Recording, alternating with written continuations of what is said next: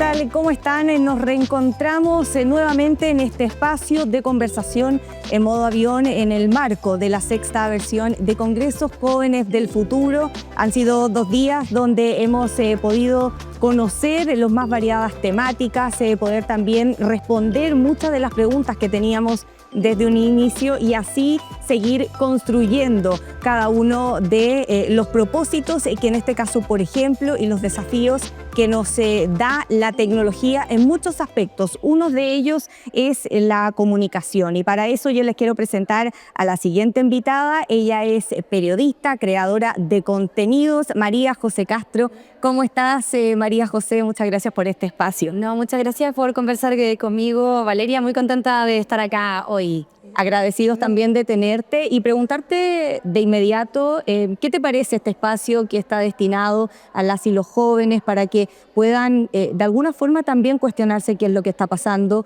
en este espacio desde las comunicaciones, que también es lo que te compete a ti? Es un tremendo espacio porque creo que a través de lo largo de estas jornadas podemos ver distintos expositores que vienen un poco a revolucionar la forma en que utilizan la tecnología.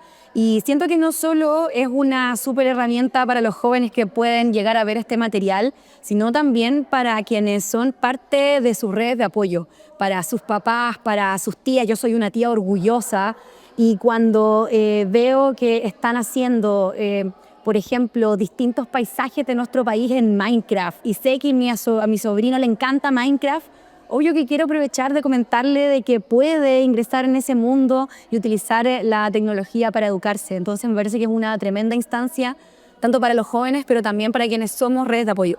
Claro, tú también estás muy vinculada con las redes sociales a diario, eres creadora de contenido, influencer, periodista además, y actualmente has logrado concretar y consolidar una comunidad, lo decíamos antes de la entrevista, 257.000 seguidores en Instagram. O sea, es una comunidad muy grande que has logrado consolidar. Pero ¿cuál es la estrategia para poder finalmente que la audiencia se quede en este contenido que tú logras transmitir? Creo que para crear contenido uno tiene que primero cuestionarse los orígenes. Yo creo que desde que partí en las redes sociales siempre partí de las ganas de poder comunicar. Cuando yo estaba en la universidad empezó este boom de las redes sociales, partió Twitter, recién egresada vi que salió Instagram y sentí que podían ser herramientas que yo podía utilizar en mi vida diaria y transformar, por ejemplo, esa base en mi propia revista y que yo podía utilizarlos como si fuese a lo mejor un medio tradicional donde yo podía trabajar, pero de manera digital. Y a lo largo de estos años ya se ha consolidado, ya llevo más de 10 años trabajando en internet y en redes sociales y uno haciendo un recuento se da cuenta que es un montón, pero las estrategias van cambiando porque también las audiencias van avanzando y la atención de la gente también va variando. Yo creo que mi estrategia hubiese sido muy distinta si es que hubiese empezado a crear contenido el día de hoy que como lo hice hace 10 años atrás. Pero yo creo que una cosa sí es transversal, a pesar de los cambios tanto de las plataformas como de las audiencias, es ser constante. La constancia es algo que de verdad en redes sociales se premia, se mantiene y que de poco sirven las ganas y el entusiasmo si es que uno publica un video cada 6 meses. Y yo creo que la audiencia te lo va exigiendo. La audiencia te lo exige y creo que también uno va construyendo sus comunidades a raíz de la cercanía, de el ver que estás día a día publicando, quizás no día a día, pero teniendo una periodicidad donde las personas vayan a estar esperando tu contenido. Y bueno, tú en este camino recorrido, María José, has podido transitar por distintas plataformas, escritas también en los medios tradicionales de comunicación, pero además desde los podcasts. Tú tienes, bueno, unos podcasts muy conocidos, el Club de Lectura de las Amicas y también con ayuda de las Amicas. Puedo decir, bueno, yo te lo decía también, lo escucho frecuentemente, muchas gracias así que fan por acá. Pero, ¿cuál es la diferencia que tú encuentras, por ejemplo, en la forma en que se entrega el contenido desde las distintas plataformas? Y también, ¿cuál es el contenido? Porque me imagino que eso igual quizás va cambiando o quizás las múltiples plataformas te van permitiendo abordar distintas temáticas. Absolutamente todo ha ido cambiando. Yo ya con mi socia Valeria, tu tocaya, ya este año vamos a cumplir 8 años en las aventuras de los podcasts. Partimos de una manera bien rudimentaria desde la casa con micrófonos que la verdad eran paupérrimos, pero que eso fue evolucionando hasta hoy donde ya tenemos una productora, tenemos un estudio, tenemos distintos programas.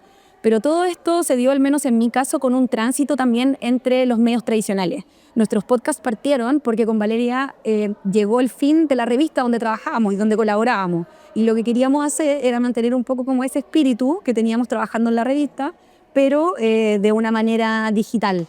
Y en ese instante, la manera quizás más fácil de poder acceder a hacer un contenido, me refiero como a nivel técnico, eran los podcasts, porque en ese instante no teníamos, por ejemplo, los video podcasts, que ahora quizás requieren un poquito más como de elementos técnicos y de más conocimiento. En ese momento no era así y nos aprovechamos de los recursos que teníamos a la mano para poder empezar a construir, y la plataforma ha ido evolucionando.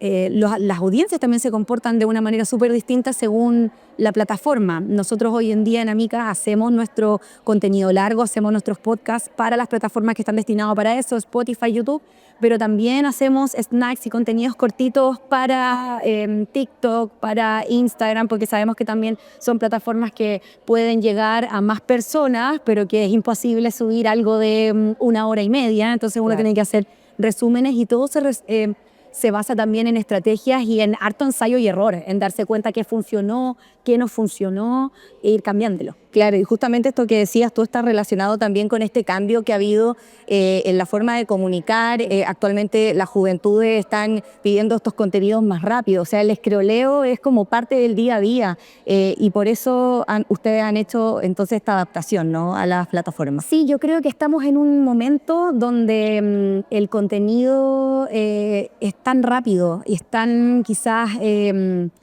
de poca data. Entonces también el hacer un contenido más largo para nosotros representa un gran desafío, porque el poder mantener a una audiencia captiva en un mar de cosas que te pueden atraer, donde además los algoritmos se basan en buscar las cosas que te gustan a ti, es súper específico.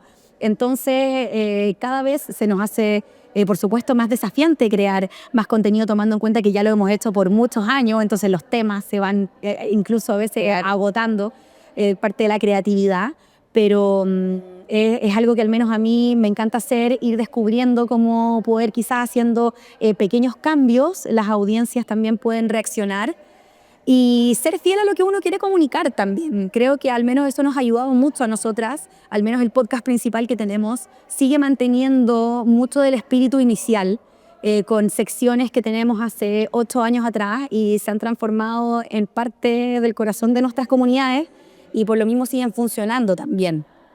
¿Y cómo lidiar, María José, con la privacidad? Porque lo decíamos, ustedes han logrado, y tú especialmente, tener esta comunidad con muchos seguidores que te piden diariamente generación de contenido, pero ¿en qué momento se pone el límite? ¿Cómo se hace ese filtro? Creo que también tiene mucho de ensayo y error, el darse cuenta que quizás uno compartió demasiado y también la misma experiencia te la va dando. Una vez vi que las Kardashian compartían las historias que subían después de que se habían ido de los lugares. Y cuando leí eso me hizo mucho sentido, porque claro, uno que es millennial y que estas herramientas se surgieron cuando ya éramos grandes, no necesariamente al ser nativos, nos parecían súper entretenidas, pero nunca vimos esas red flags o nunca vimos esas cosas que nos podían poner en peligro. Y yo creo que la seguridad, el sobrecompartir son 2 de ellas que uno va poniendo límites a medida que va pasando el tiempo y se va dando cuenta qué funciona para uno y qué no, porque claro, quizás mi yo de hace 3 años atrás compartía mucho más de la vida privada que la de ahora, pero porque la experiencia del tiempo te lo va diciendo. Claro, ¿y cómo lidiar también con los haters y con esta violencia digital que lamentablemente, bueno, escuchábamos hoy en las exposiciones que las mujeres son las que más sufren este tipo de violencia desde este espacio también, o sea, además desde el espacio que habitamos día a día, el espacio digital también se ha convertido en un peligro de cierta forma para las mujeres porque se ven enfrentadas diariamente a esto. ¿Cómo lo has tenido que hacer tú en ese sentido? Afortunadamente yo nunca me he visto tan expuesta al hate de manera constante. Creo que uno al decidir poner su vida y su trabajo en internet tiene que tener claro que es algo que va a pasar. Lamentablemente este clásico dicho de las abuelas que nadie es monedita de oro es muy real. Pero claro, creo que también existen herramientas para que los haters puedan hacer sentir mal a una persona y hacer mucho daño gracias al anonimato y otros elementos más. Sin embargo, siento que en el día a día, afortunadamente, a mí no me pasa mucho. Sí, cuando me pasa y me llegan comentarios, por supuesto que me afecta. Y yo creo que cuando uno ve ese comentario rico, bacán, buena onda, es muy genial. Pero cuando te llega ese comentario negativo que te pega justo en el lugar traumático que tienes, la fibra. Se queda pero pegado en tu cabeza por mucho tiempo. Creo que la terapia me ha ayudado mucho y también darme cuenta que uno también es una estrella fugaz dentro de la vida de la persona que hace ese hate. ¿Sí? Como que eres solo un momento, eres una chispa y no es tan importante en ese instante. Al menos eso me ha ayudado a mí a avanzar. Claro, sin duda también en esa materia tenemos hartos desafíos porque, por ejemplo, en el Senado, te cuento, en el Congreso Nacional se está trabajando justamente un proyecto que va en esta línea de la violencia digital y se está avanzando, pero uno diría que quizás es un poco tardío porque las tecnologías y las redes sociales han ido muy rápido y quizás la legislación no ha ido un poco acompañando eso, viéndolo como de una mirada más crítica. Bueno, María José, yo te quería preguntar también para ir finalizando ya esta conversación, desde tu experiencia como periodista, ¿cuál crees que es el desafío que tienen los medios tradicionales de comunicación? Porque ya hablábamos que la forma de entregar el mensaje ha cambiado, lo que piden también las audiencias ha ido evolucionando y ¿cómo lo ves tú? ¿Cuál es el desafío que tienen en este sentido? No quiero subirme como arriba del podio moral y decirle qué es lo que tienen que hacer los medios de comunicación tradicional, pero como uno ve que ya los medios no están manteniendo cautivas a estas audiencias jóvenes.